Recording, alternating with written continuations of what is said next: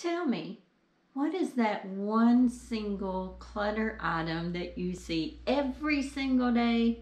You love it, but you really don't want to see it every single day.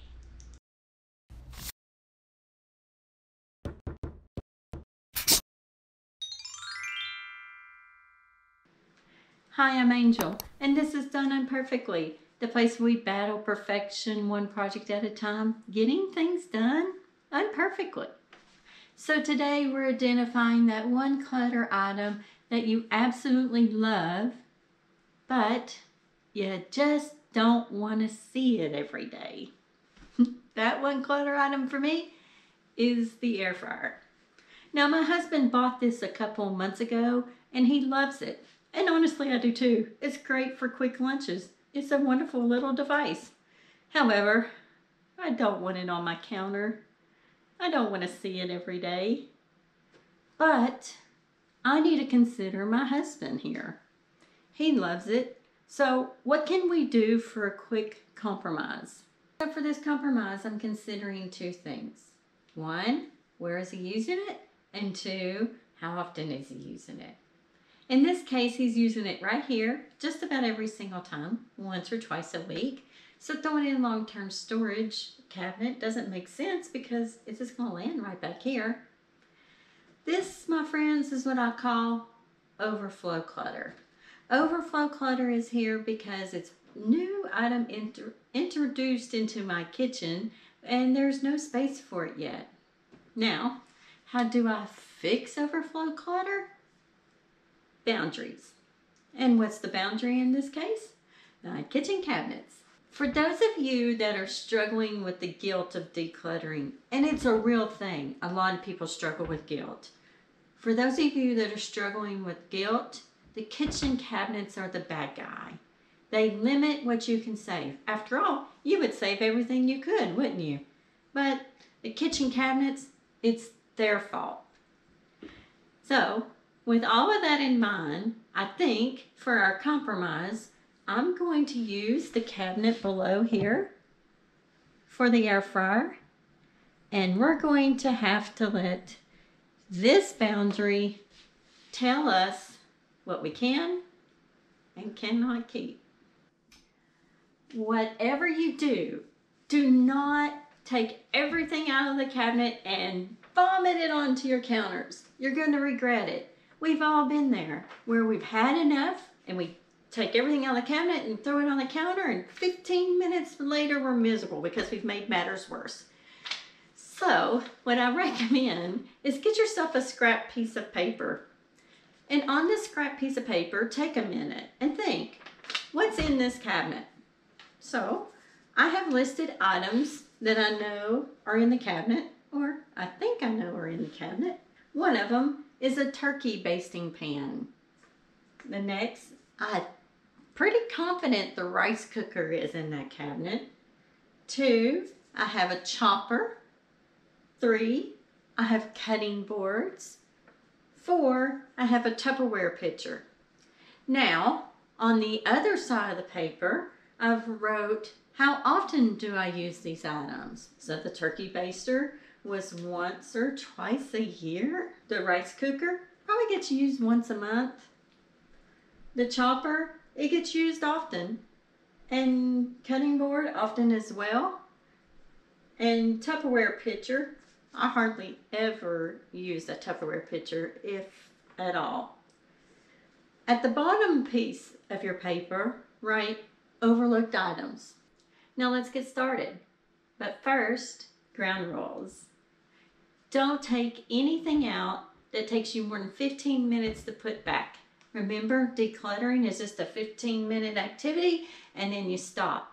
And the reason for this is so you don't burn out. You can always come back to it tomorrow. It'll be there. 2, remember the overlooked items that we wrote down on our list? We need to be ruthless. We need to get rid of them as much as we can. If we don't know they're in there, do we really need them? So to help you with the ruthless, ask yourself a couple questions. When's the last time I used it? Would I take it with me if I was going to move? Is it cost too much to replace if I just got rid of it and needed it later? And then finally, remember, the boundary is the bad guy, not you. I pulled out the items on my list first. I already know basically what I'm going to do with these, and so I'm going to tackle those first because they're already fresh on my mind. First is my turkey basters. I only use them once or twice a year, so I'm going to put that in long-term storage, and for now I'm just going to move them right here. Cutting boards. I would like for these to go back in the cabinet when the air fryer leaves, and so for now I'm going to set them aside. I think they might work. The Tupperware pitcher. Now, I don't know if you can tell with the camera, but this is a rather small pitcher for a family of 5. It's not very useful. I appreciate the lady that gave it to me. It came with some cups, and those were used. But as far as the pitcher is concerned, it's too small. Now, remember, the cabinet is the bad guy. I've got to get rid of something if I want something to go in it. This is not being used, so this needs to be gifted.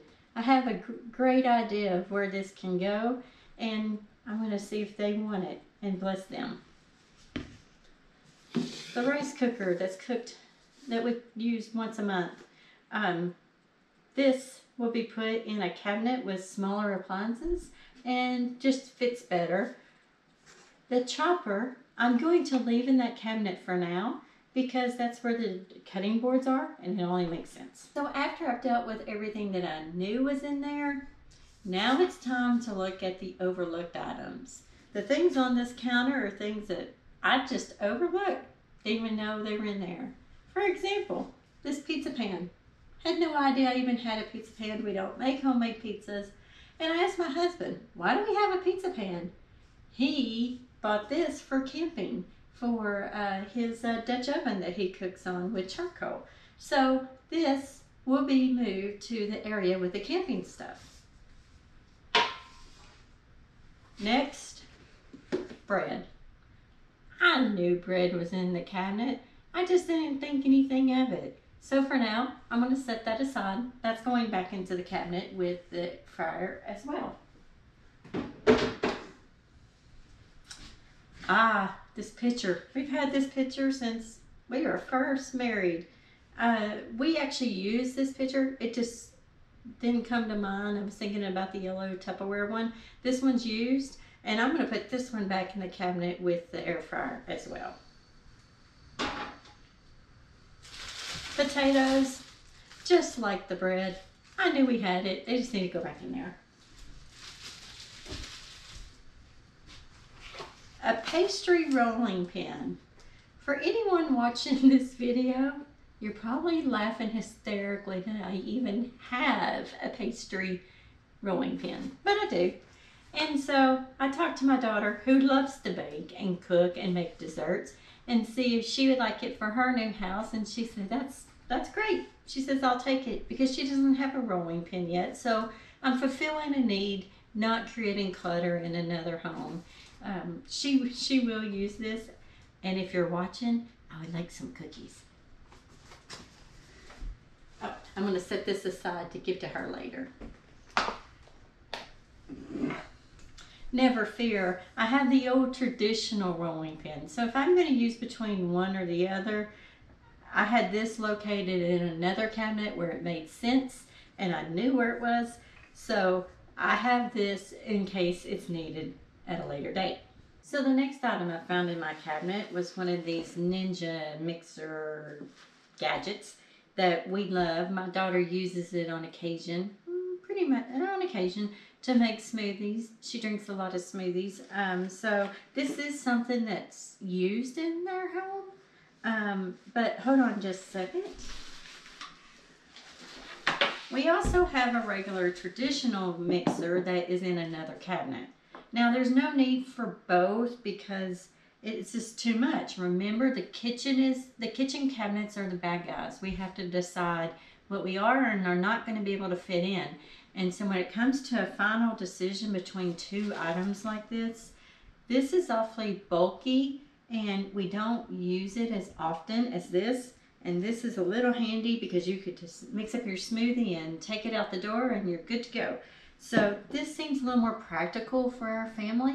Now, I thought I was going to donate it, and I had already prepared a garbage bag that has a Sharpie written on it that says kitchen donate July 21. So I had full intentions of putting this in there and setting it in our garage as like a to think about category. Wasn't real sure what I was going to do with it, but I had established a deadline of when I was going to give it away if I couldn't find an owner. Well, while I was preparing this, I had asked a family friend if they would be interested in this mixer, and they were more than happy. They're getting a new home and would love to have it. So this is going to be gifted as well and go to a home that doesn't already have 1,300 blenders like me and will be of good use. Now I'm going to stick this back in the cabinet where this monster was, and we will start loading the cabinet back with the stuff we intend to keep that we know is going to be in there. We've got the cabinet full of the items that I fully intended to keep in there. A lot more space, easily reachable air fryer. I think everyone's going to be happy, and this is a pretty good compromise. The only exception that I hope to get in the cabinet that didn't happen is this monstrosity of a cutting board. Family of 5, lots of vegetables get cut up, and this has been very handy to us over time, so probably not going to get rid of it anytime soon. I could not get it to fit in this cabinet because it's so big. However, this cabinet right here goes all the way back against the wall. There's no shelf, and it fits in there perfectly. So that's going to be its new home. It's still very convenient, and I think everyone's going to be happy with it. So with this, I think we can consider this project done unperfectly. You have a wonderful day. For those of you that stuck around to the end of the video, I know the elephant in the room is the microwaves. 2 microwaves. Truth is, this one's broken, but I didn't want to pull it out because there's a big hole, and my kids are so short that I wanted a cabinet microwave so they can get it in and out safely without spilling food on themselves. So this will eventually go away, but I knew someone was going to question it. So you guys have a great day.